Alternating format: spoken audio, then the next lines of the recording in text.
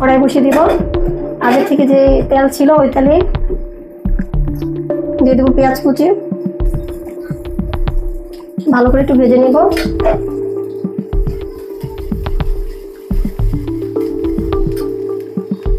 দিয়ে দেবো জিরা বাটা, তার সঙ্গে দিয়ে দেবো একটু পানি সামান্য কষানোর জন্য। আদা রসুন বাটা দিয়ে দেবো,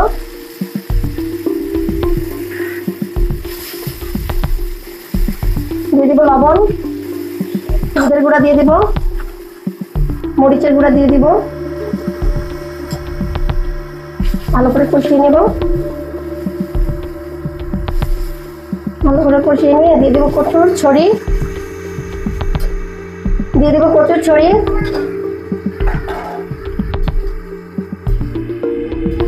ভালো করে কষিয়ে নেব।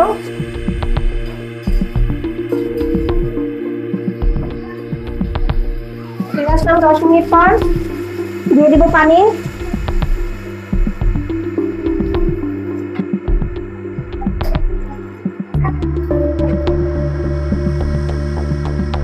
দিয়ে দিব রুই মাছ আগে থেকে ভেজে রাখা,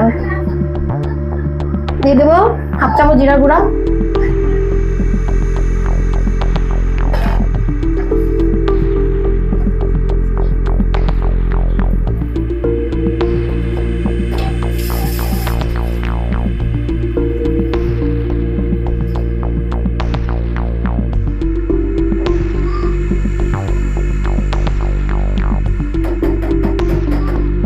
ভালো করে ঝাল করে নেব। ফিরে আসলাম 10 মিনিট পর,